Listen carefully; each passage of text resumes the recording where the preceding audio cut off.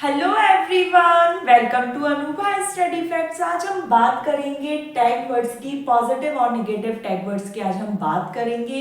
ये सीटेट 2024 में आपकी बहुत ज़्यादा हेल्प करेंगे, जहाँ पर बाल विकास एवं शिक्षण शास्त्र में प्रश्न को सॉल्व करना बहुत ज़्यादा डिफिकल्ट हो जाता है, टाइम टेकिंग प्रोसेस होती है। वहीं पर ये कीवर्ड्स आपको हेल्प करेंगे जल्दी से आंसर को ढूंढने में। तो चलिए फिर आज का सेशन हम शुरू करते हैं। फर्स्ट पॉजिटिव वर्ड है फ्लेक्सिबल करिकुलम। जहां पर भी आपको ये सारे वर्ड्स देखेंगे वो एक पॉजिटिव एस्पेक्ट होगा, जब तक कि आपसे नॉट, लीस्ट या एक्सेप्ट वर्ड ना दिया हो क्वेश्चन में।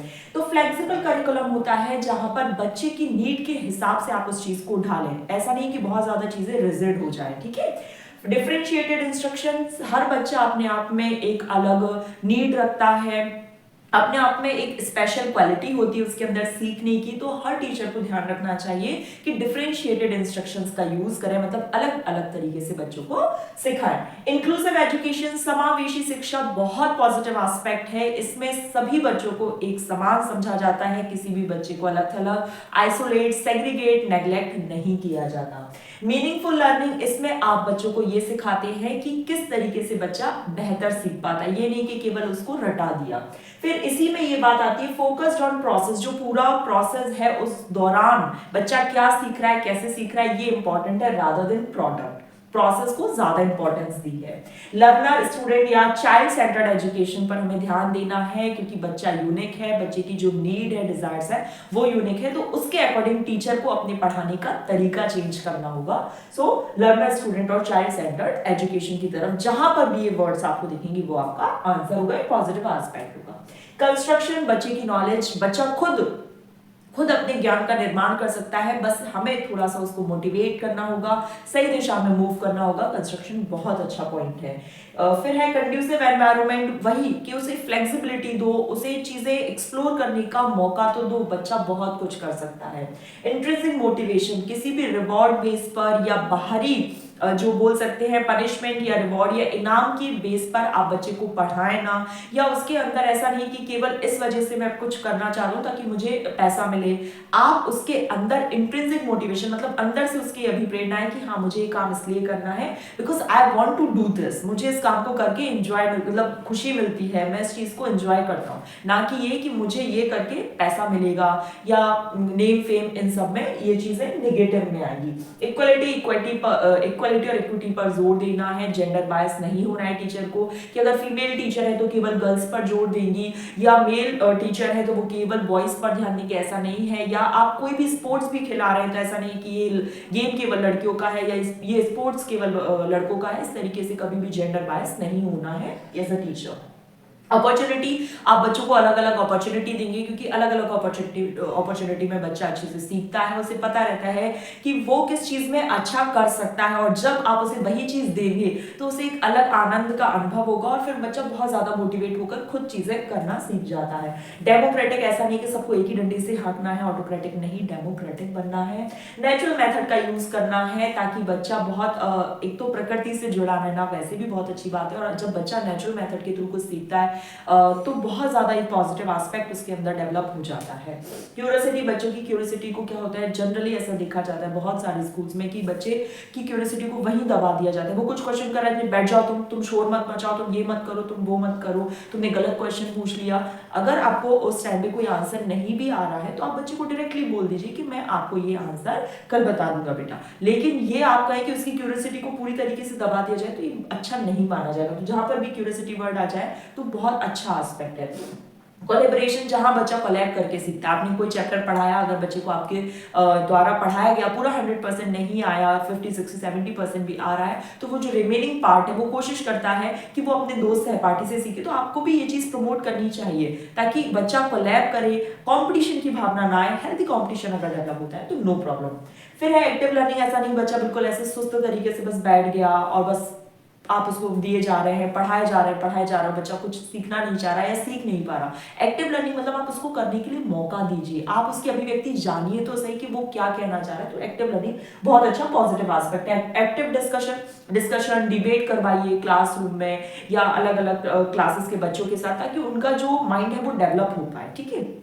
मल्टीलिंगुअलिज्म, अलग अलग भाषाओं के बच्चे आते हैं, तो ये नहीं कि केवल आप एक ही लैंग्वेज पर तवज्जो दे रहे हैं या एक ही लैंग्वेज को इंपॉर्टेंस दे रहे हैं। सबकी अपनी अपनी भाषाएं होती हैं, उनको इक्वल इंपॉर्टेंस मिले तो बच्चा बहुत कुछ आपको भी ज्ञान दे सकता है और आपसे ज्ञान सीख भी सकता है। फिर डाइवर्जेंट थिंकिंग, मतलब अलग अलग दिशाओं में सोचना। ऐसा नहीं कि केवल एक ही दिशाओं में सोच संकुचित रखनी है, हमें अलग अलग दिशाओं में सोचना है ताकि हम बहुत अच्छा कर पाए।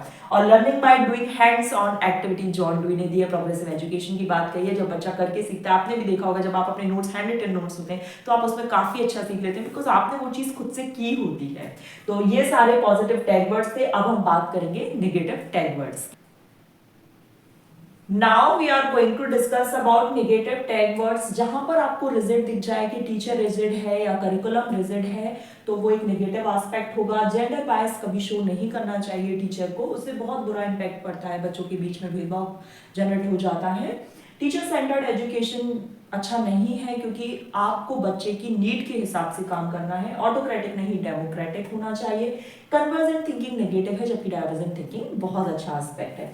एक्सटेंसिव मोटिवेशन, बाहरी आरोपित तो किया गया किसी पर कि ये काम कर लोगे तो ये मिल जाएगा या ऐसा करने से तुम्हें ये चीज मिल जाएगी, तो ये कभी टाइम तक लॉन्ग टाइम तक रन नहीं करता है। तो इंट्रिंसिक मोटिवेशन एक पॉजिटिव है और एक्सट्रिंसिक मोटिवेशन एक नेगेटिव है। ओनली वर्ड जहां पर भी दिख जाए कि ओनली जिस वर्ड के या जिस सेंटेंस में आपको दिख रहा है तो वो नेगेटिव आ जाएगा। मतलब आप इन वर्ड्स को देखते ही साथ बहुत जल्दी से डील कर सकते हैं पेडागोजी और चाइल्ड डेवलपमेंट में, मतलब सीडीपी में। पैसिव लर्निंग, बच्चा बिल्कुल सुस्त सा बैठा है, पीछे किसी कॉर्नर में बैठ गया और आप आए, आप आके पढ़ा के चले गए, आपने ये भी नहीं पूछा क्या हुआ, उसकी मनोस्थिति जानने की कोशिश करो। बच्चे परेशान है तो क्यों? क्योंकि इस एज में बच्चा बहुत ज्यादा जूझ रहा होता है। एडोलसेंस को तूफान की अवस्था इसीलिए कहा जाता है कि इस समय इतने हार्मोनल चेंजेस हैं, ना वो अपनी बात रख पा रहा है ना वो दूसरों की समझ पा रहा है। तो पैसिव लर्निंग नहीं कि बस आके पढ़ा के चले जाना, बच्चों से इंटरेक्शन भी बहुत ज्यादा जरूरी होता है। पनिशमेंट, रिवॉर्ड और पनिशमेंट कभी भी बहुत अच्छा पॉजिटिव एस्पेक्ट नहीं माना जाता।